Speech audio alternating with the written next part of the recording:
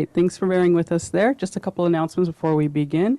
You're joining us on our regular Sunday sit. That's every Sunday, 4:30 p.m. to 6 p.m.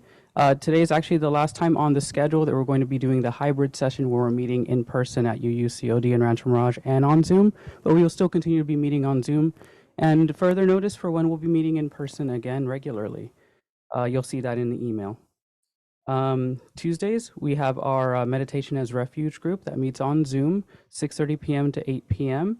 Mary will actually be leading this next one as well. Wednesdays, we have our Just Sit, our silent peer-led meditation. That's every Wednesday on Zoom, 5:30 p.m. to 6:15 p.m. And we have our Loving Kindness meditation group that meets on Fridays by Zoom, 4:30 p.m. to 5:15 p.m. Ian Chalice will be leading this next one. We actually do have a opportunity for a residential in-person retreat. Central retreat that's going to be in February. It's called Sangha, Reclaiming Connection, Reclaiming Community. This is for the ICD community meeting at Joshua Tree at the Dhammadina Retreat Center. That's February 17th through 20th. Find the sign-up information on our newsletter or on our website. We'd really love to practice with you in person at this residential retreat. I'll also be posting a couple of some information into the chat about how you can donate to the Sangha, whether that be financial or time or skill. We would always appreciate your volunteering. With that, I'll leave you to Mary. Thank you, Adrian. Appreciate that. If any of you have any questions about anything Adrian said, you can we can let you know after this sit. It was basically our calendar, and there's a retreat in. It was our calendar, and there's a retreat in February, and we can give you the details on that. So that's better. I also I have a cold. You may have noticed, and so I'm just hoping my voice holds out for the whole talk. I'm sure it will. And that's it. And it's really lovely to be with you today. It's nice. I live in LA, and it was a lovely drive out here, and so it's a beautiful community. So hi to everybody, and hi. I look at you, and then you just see the back of my head. But okay, hi. It's nice to be with you all. Yeah, so as usual, the format for this group is a sit, and then a little bit of maybe Q&A, and then Dharma talk, and then some more conversation. So with that, I'm going to move into like about a 35-minute sit. What I do, I do a morning meditation every day, and what I've been doing, what's been up for me this last week is the invitation to simplicity of the practice. Sometimes, and just simplicity in general is so great to have an intention to move towards that. The practice is kind of simple. It's not necessarily easy, as you all know, but the simplicity of returning to the present. And so I'll offer some guidance around that. Not a lot of guidance because I know you've been doing this for a while. Oh, is there anybody new who's never or new to meditation? I was trying no. So you've all been doing this for a while, so you don't need a lot of instruction. But invitation for simplicity, for kindness and gentleness in your practice. I think that's always really helpful and beneficial to have those words in our mind as we move into the sit. So taking a moment to let yourself settle in, arrive where you are. You may have been here for a few moments already, but really noticing that you're sitting, perhaps laying down, letting go of all the thoughts in the mind for the moment, letting your mind relax. Nothing to do, no chores, no expectations. And as you let your mind relax, allow the body to relax as well. Taking a few moments to soften any of those places that might become tight or rigid as you move through the day.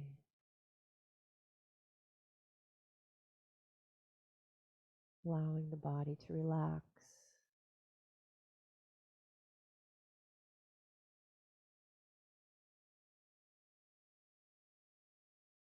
Becoming aware of the body itself, feeling yourself supported by your seat, perhaps feeling those points of contact, the torso and the chair, the feet and the floor. Maybe you feel your hands on your lap,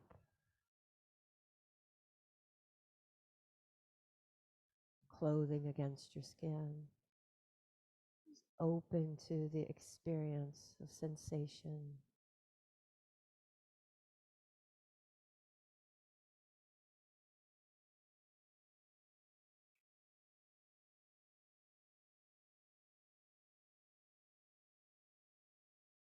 Perhaps you're aware of internal sensations in the body, the different energies, throbbing or tingling or pulsing. Those things that are often there but we're unaware of because the minds are so busy. Taking these few moments to connect with this body that supports you.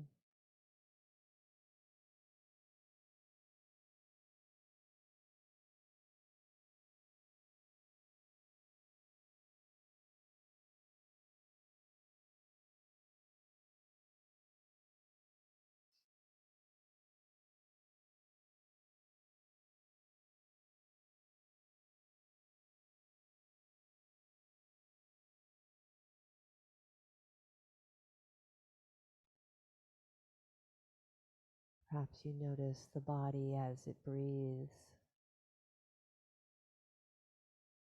The inhale and the exhale. This gentle rhythm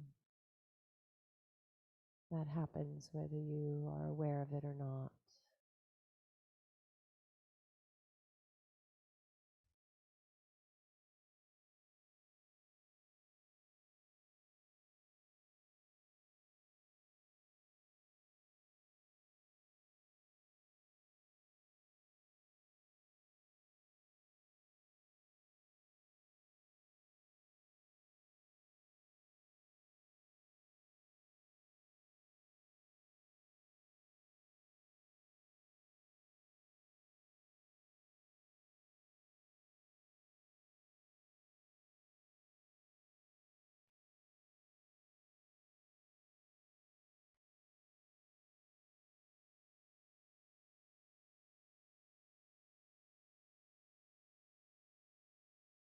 Noticing what else may be present, what other sensations,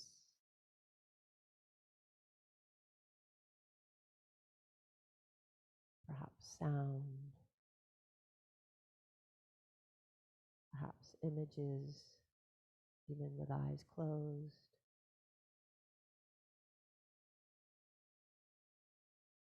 Smell, taste, allowing whatever's present to be here.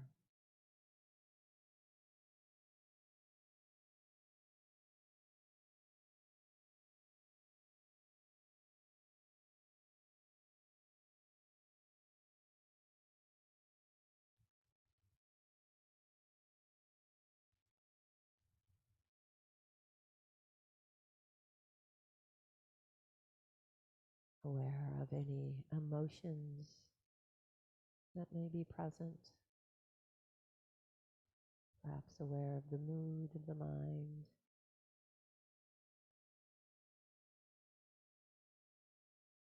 and recognizing that we don't have to change anything, just making space for whatever is here, whatever arises, treating the experience with friendliness.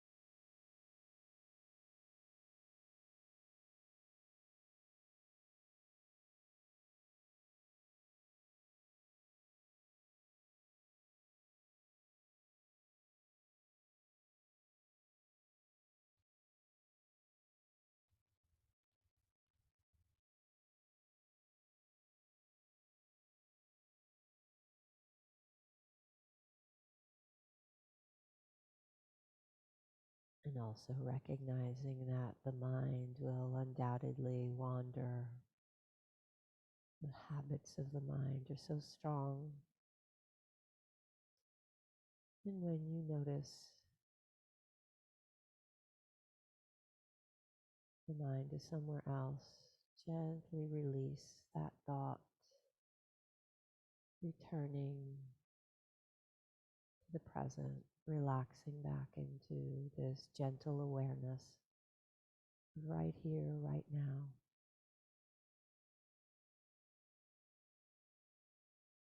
This is a practice of returning.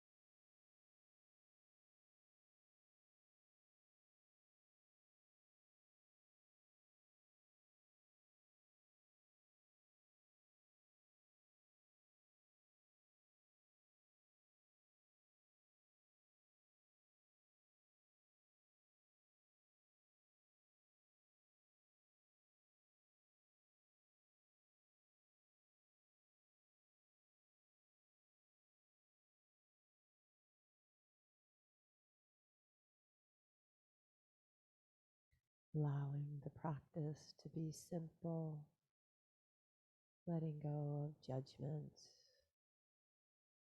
any critical voice. Just remembering it's a practice of returning, relaxing the body, relaxing the mind, resting in this gentle awareness.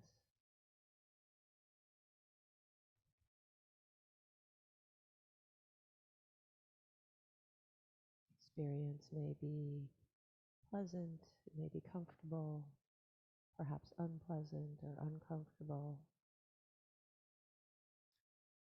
Recognizing it doesn't have to be different. Can you greet it as it is?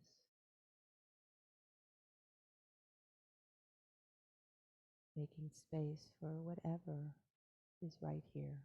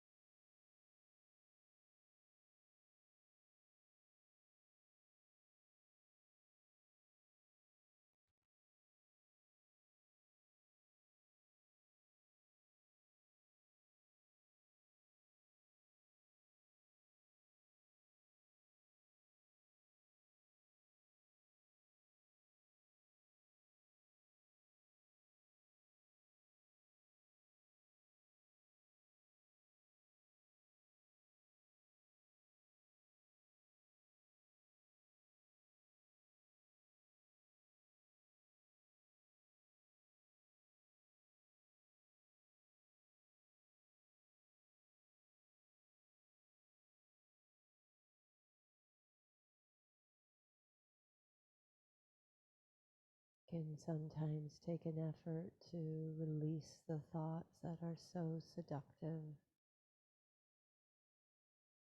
seem to need immediate attention, but bringing the willingness to release,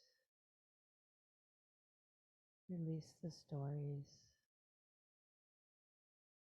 relaxing back into this moment,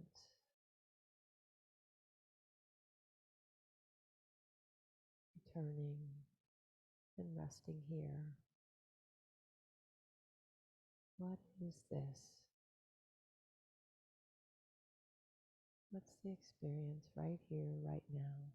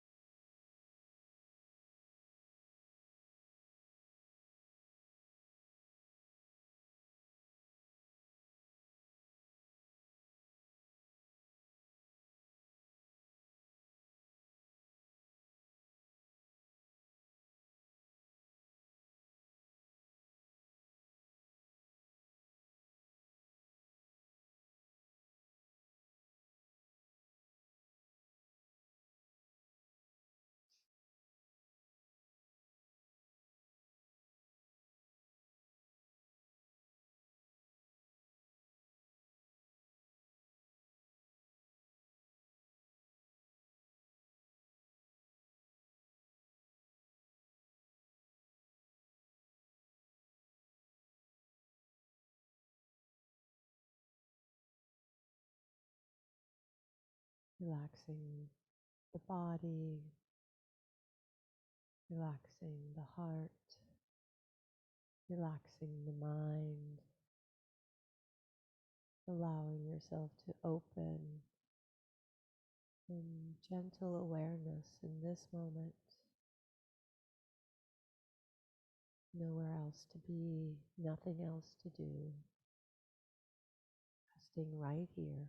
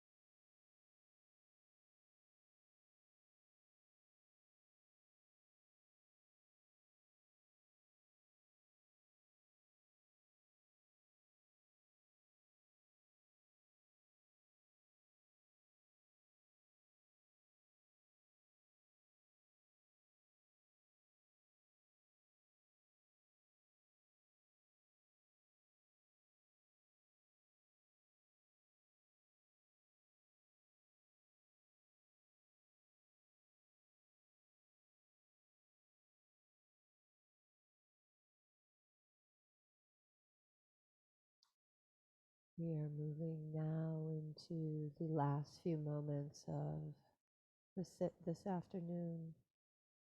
The invitation, if you like, is to move into a simple gratitude practice, bringing to mind something in your life you're grateful for, and resting in that gratitude for the next few moments.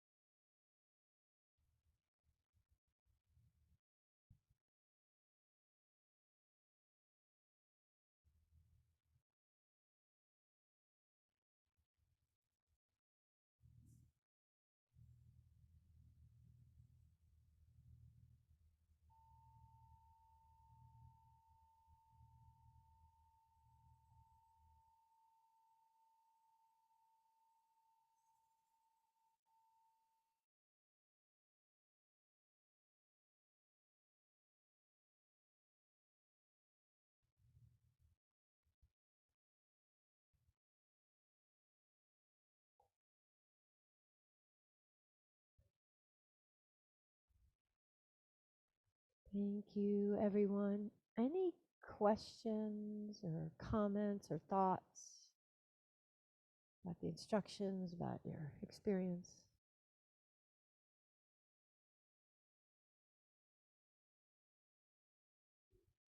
Thank you. So, in case you didn't hear, the question was when The mind wanders, what if, correct me if I misstate it, when the mind wanders, but wanders to something good or beneficial, like the Brahma Viharas, is it wise or skillful to sit with that for a while, or just to come back to the breath? Did I? Good, thank you. Um, well, I think I heard someone say, a teacher to talk about the difference between recognizing that there's a thought and having it be there and being aware of it, and then beginning to think about, because that's what pulls you away and the mind tends to wander. There can be a reflection, but if you're sitting down to do an insight practice, you might not want to just kind of drift off into something else. At least that's what I try and do, unless there's an intention behind it that you want, maybe I'll do a little bit of Brahma Vihara or loving kindness or compassion at the end of this. Like I always bring in a gratitude at the end of the set. But you want to watch the intentionality of it rather than the just a la la la, this is good, I'm good to do this kind of thing. Yeah, thanks. No, thank you. Anything else?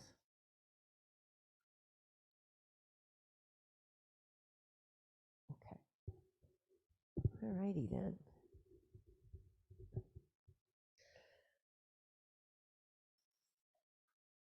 Uh, I have, back at the beginning of the pandemic, in March 2020, I started doing a morning meditation, just a morning sit on Zoom, 7 days a week, 7 a.m., 7 days a week.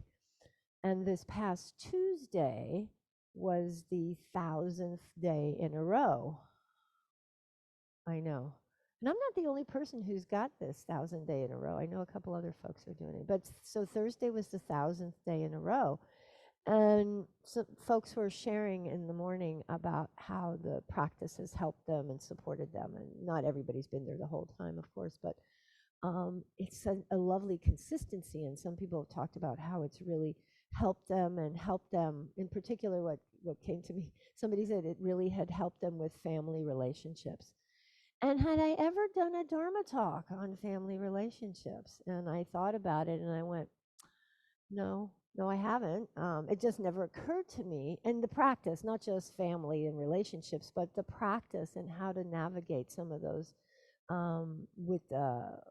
and so I love those kinds of questions and invitations. So I sat with it for a while. And guess what you're going to hear about this afternoon? Um, and I think it's especially helpful, I think, this time of year, because this is the holiday season. And I read a couple of weeks ago that there are, I think the number is 14. It might be 24, but at least 14 religious holidays between the end of November and the beginning of January. So it's not just, Christmas or Hanukkah. There's a lot of this time of year, I think, because of the solstice and the light and the dark, and it kind of touches on that type of thing. And so there's a lot of those holidays around now, or moments of reflection, and a lot of time gathering with families, a lot of recollection, remembrances, and families, you know, regardless of what your relationship is with your family, they are a huge part of our conditioning. And the Buddha talked about how we are conditioned beings, and those families, especially our families of origin, have there's such a deep, deep, deep conditioning from that. We have learned so much, whether it's explicit or implicit, whether they sat down and said, this is how we do this, or you just learned by watching, um, or seeing. Yeah, seeing and watching is the same thing. We learned about how to deal with emotions or not deal with emotions. We learned which emotions were okay and which were not okay. Um, we learned how to deal with, and I didn't even think of this. We learned how to deal, how to think about politics, how to think about religion, how to think about food, how to think about work, education, politics. I mean, everything. How to relate to grief, how to relate to loss, how to behave, how not to behave. It's extraordinary how deep, deep, deep these things go. And so it impacts us in many ways. And a lot of times when we, um, and uh, it's also, and I don't think it matters whether our family experience was painful, because usually our family experiences are a mixture of unpleasant and pleasant, and neither. And it doesn't matter whether one was predominantly painful or predominantly joyful, or loving, supportive, whatever it was. Those messages, those impacts, really, really deep. And it's not just our direct parents, but it's the DNA that's come down through the years, our parents and our parents' parents, and whether we saw them or not, we're still impacted by it, still impacted by it. And so, how do we deal with that? And it's not just the family, but especially at this time, how do we deal with the fact that maybe we have aging parents, or maybe been a loss in our family, or maybe our parents or family members are not around anymore. All those things come up. And so there's a lot of emotions, there's a lot of things that we can maybe be up for us at this time of year, and not even this time of year. We carry a lot of this baggage with us 365 days of the year, whether, as I said, whether we're aware of it or not. It's just sometimes it comes up in our face at this moment. I remember a friend of mine years and years ago, she was talking about going home. She was from Canada, and she was flying back to Canada, and she says her mother was an expert at pushing her buttons. And then she realized it was because her mother had installed those buttons. And so that's why she was so good at pushing them. So for her, the job was to, like, maybe wear a jacket and hide those buttons. But, that's the truth of the situation. Um, for years, I had such an aversion. I was talking about this yesterday, and somebody was talking about Christmas. I was raised Catholic, and so we didn't really do much about Christmas, but the older I got, the more averse I got to it. And I'm like, what am I doing? I'm not even a Christian anymore. And my husband loves Christmas trees and presents and stuff. It's not a religious thing for him. It's more of a cultural thing and a remembrance of stuff. And I would be like, and so it can cause a lot of stress and cause a lot of pain. And so even though, I didn't even remember where I started on that sentence, but anyway, it was like, there's a lot. There's a lot. Oh, the installing of the buttons, and the hiding the buttons, and our aversive relationship to things. It's really, um, a lot of stuff up for us these days. And the practice is, how do we show up and greet whatever it is that's present for us in this moment? Whether it's great joy, excitement. My niece, okay, I know they're not going to hear this talk, so I can talk about them. But my niece lives in Switzerland, and she and my sister-in-law, her mom, have a very rocky relationship. And my sister-in-law and her partner are flying over to Switzerland today to spend 2 weeks with my niece and her family. And my niece is like, how am I going to get through these 2 weeks? How am I going to get through these 2 weeks? And my sister-in-law is like, yay, it's going to be so much fun. And it's just those interfamilial relationships. And there's two people, so there's two perspectives, because they're both conditioned very differently. So I have my point of view, and you have your point of view, and they have their point of view, and how to reconcile that, and reconcile all those emotions and all those things that are going to happen. And the practice, the invitation is to be with what's right here. What is it in this moment? Is it pleasant? Is it unpleasant? This is the simplicity I was talking about before before the meditation. Letting it be simple, not easy. Sitting with those things is absolutely not easy, as all of you, I know, because you have been practicing for a while. You have been sitting and quieting the mind, and then watching this stuff that shows up. Watching this stuff. And for me, I know I was talking about the aversion I had to the holidays, and I came to find out, my father died when I was 5, and so I have really no relationship with him, just some memories of a child.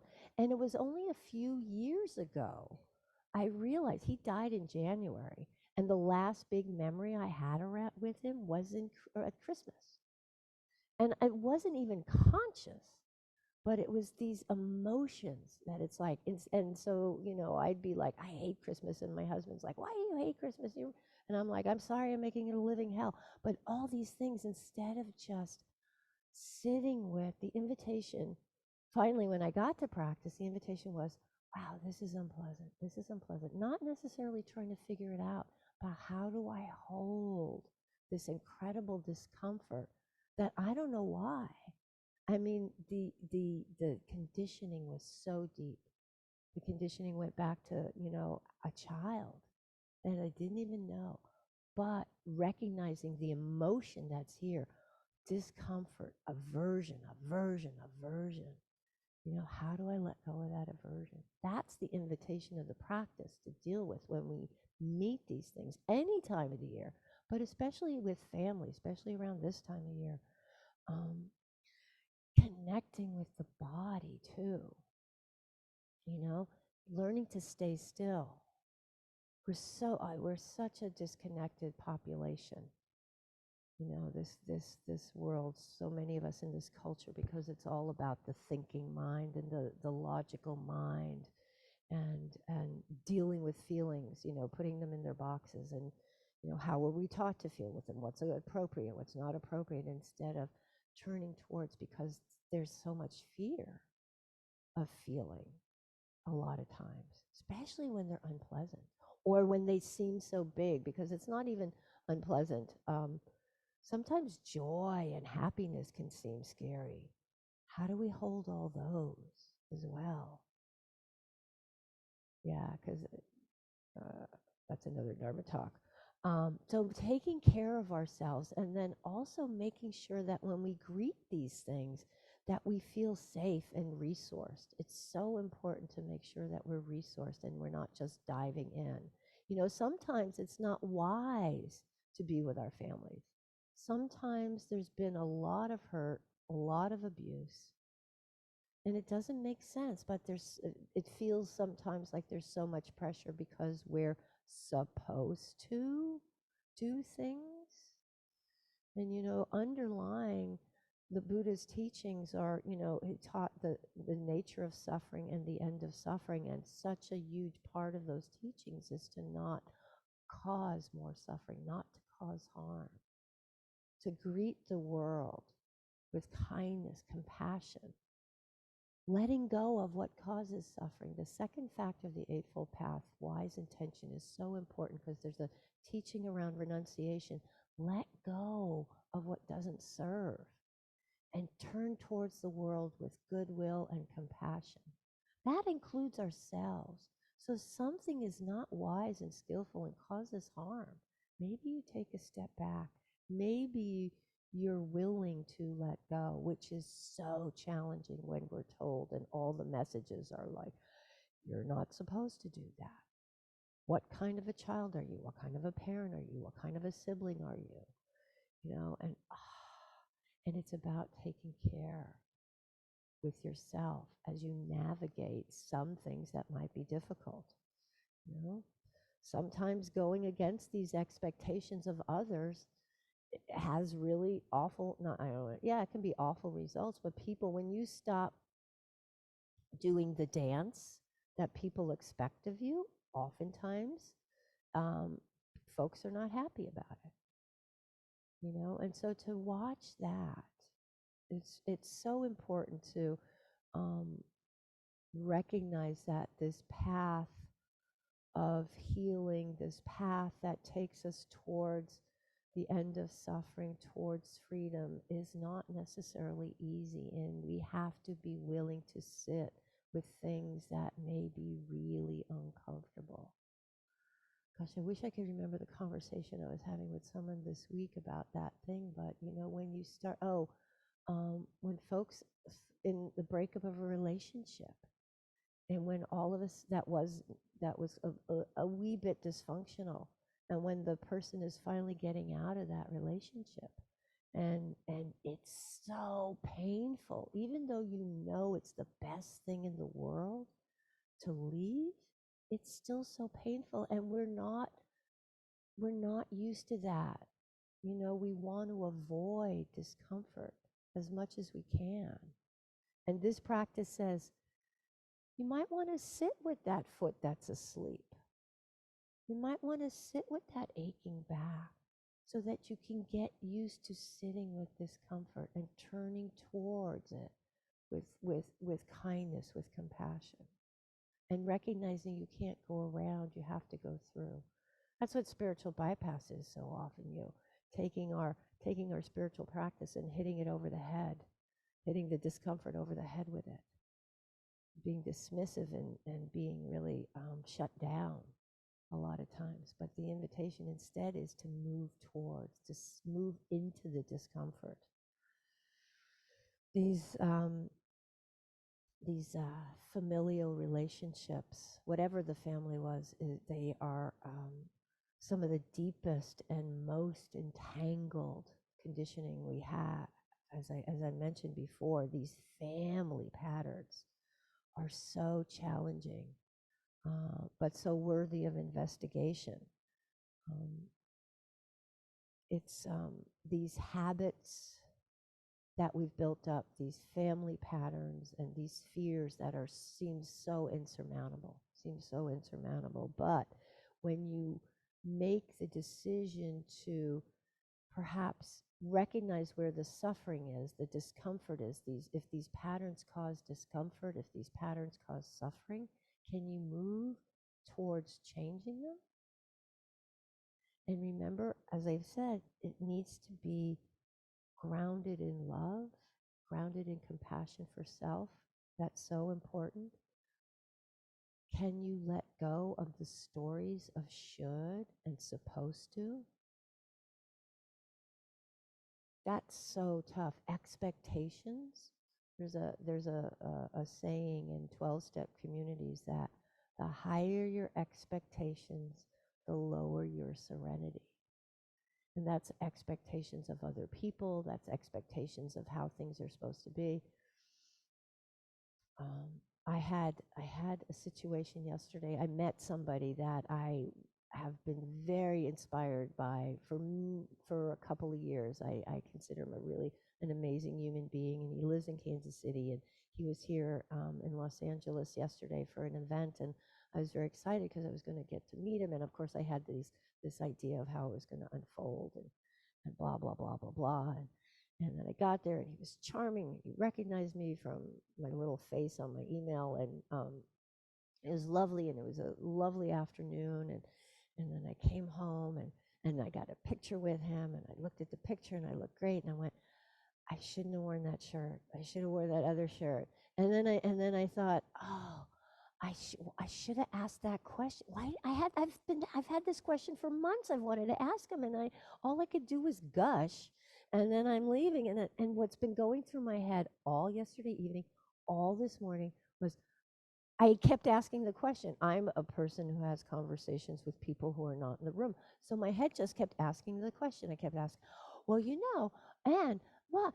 And what I had, instead of pounding and pounding and pounding, is I had to come back to, wow, what's inside? Oh, I missed out. There was this expectation of I have this, we're going to become best friends and buddies and blah, blah, blah. And it's like, oh no, that's just that story. Can you can you greet this present moment with some compassion?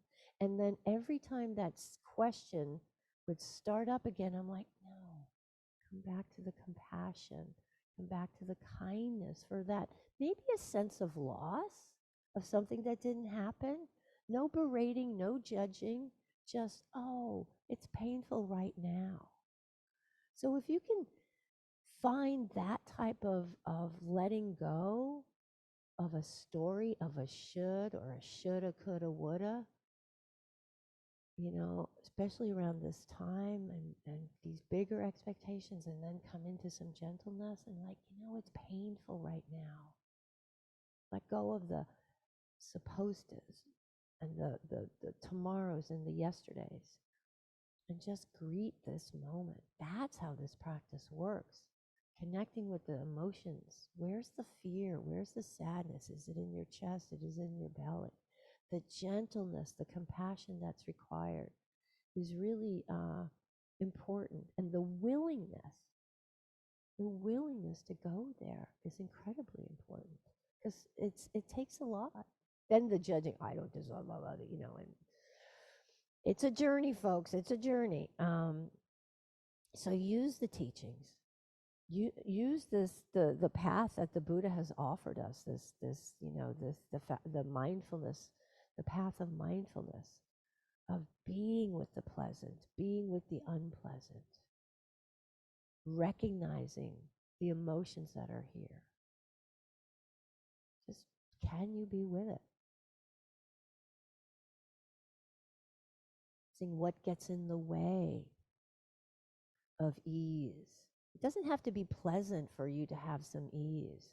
It's the aversion to the experience that causes the discomfort, causes the intensification of the discomfort.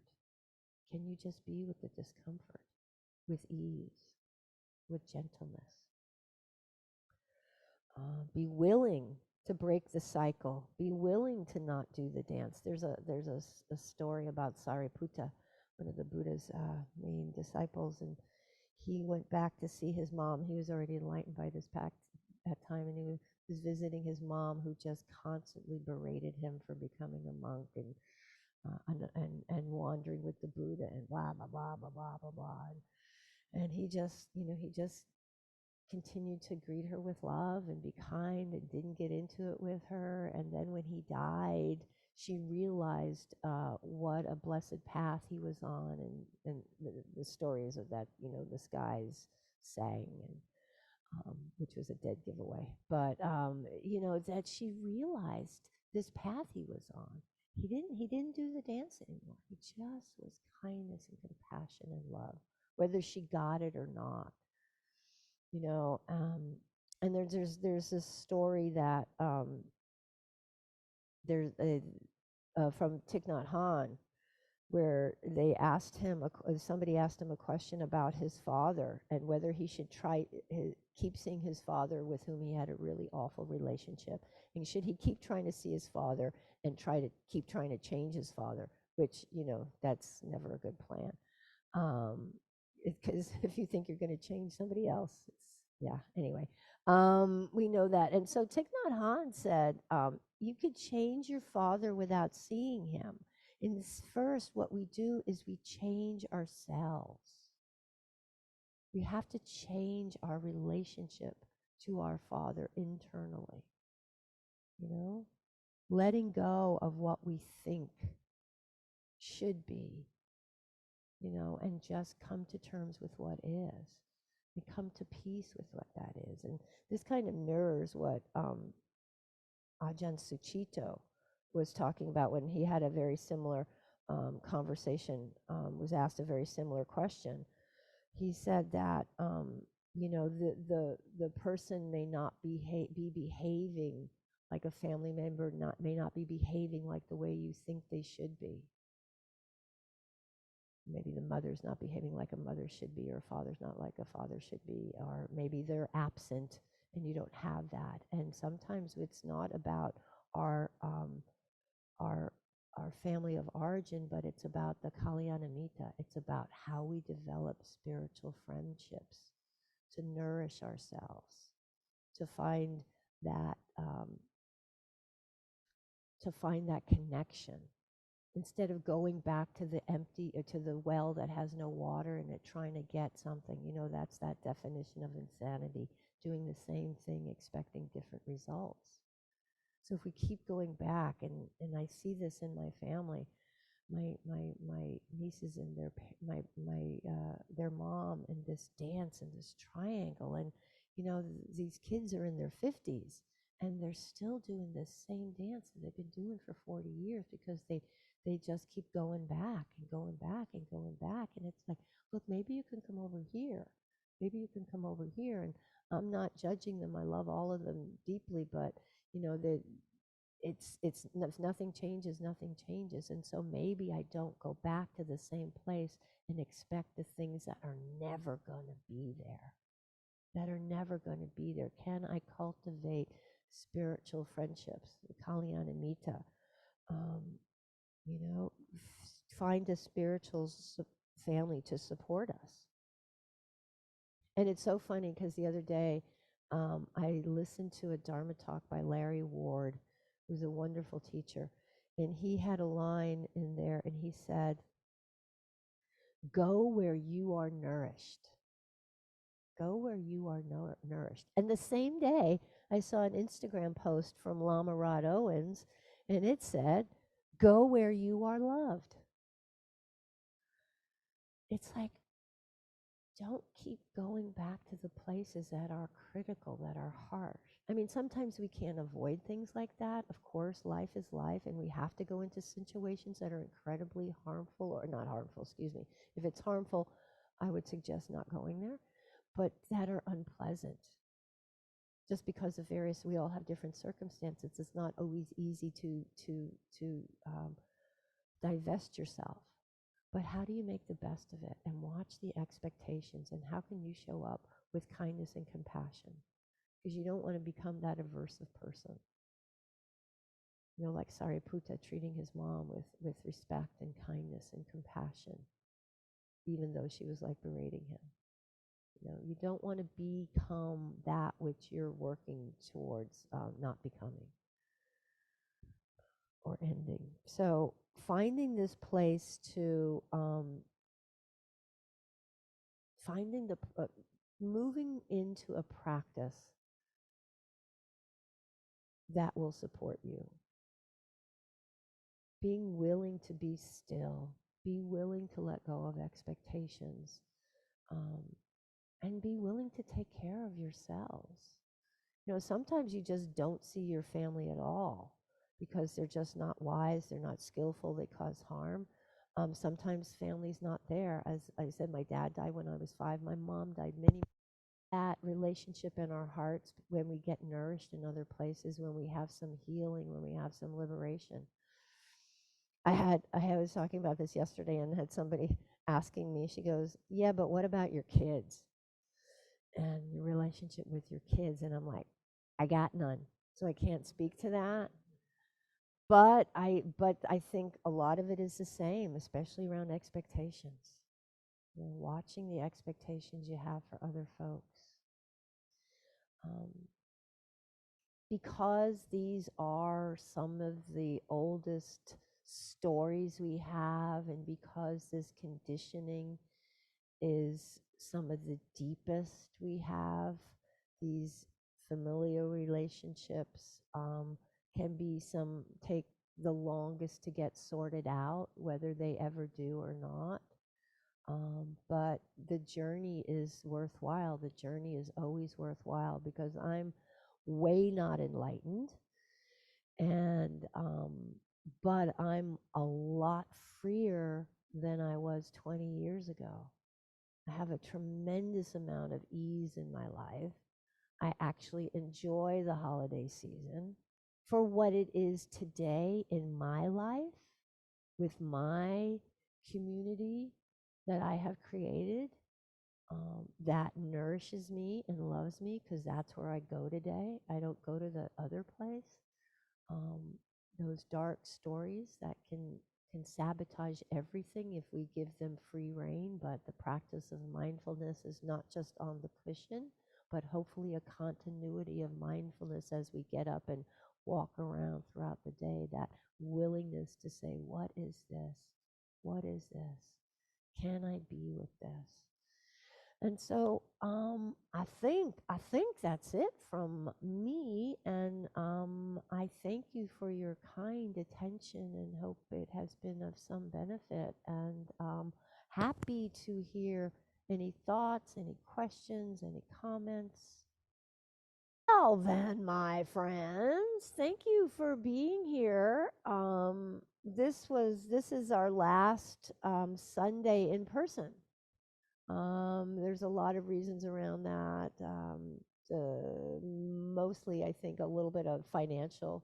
Um, the sanghas, we're moving, and it was like, and I think a lot of I've had this experience in other groups I've been in where you had the pandemic, and then when everything kind of loosened up, we said, okay, and let's go back to the way it was, and it that the way it was is gone. And so we're navigating a new reality, and so we want to make sure we do it the best, and that's the most supportive, and that yeah, that's sustainable for all of us. And so we're going to take a hiatus from this for the foreseeable future from being in person. Perhaps we'll have day-longs and stuff as they come up, but the Sundays not so much. And but we're on Zoom 4 days a week, Sunday, every Tuesday, every Wednesday, every Friday. And so that is where ICD will exist for the moment. And it's a beautiful community, and I love being in community. I love being in person. And so hopefully we'll be able to have more things in person um, moving forward. I think that's great. We just don't know what it's going to look like yet, which is always exciting, right? I want to know exactly every step. I used to say, if I'm going to the Emerald City, I want to know every brick in that yellow brick road before I get off my chair. But it doesn't work that way. So we just we only get to see the next step. And then when we take that step, then we see the next step.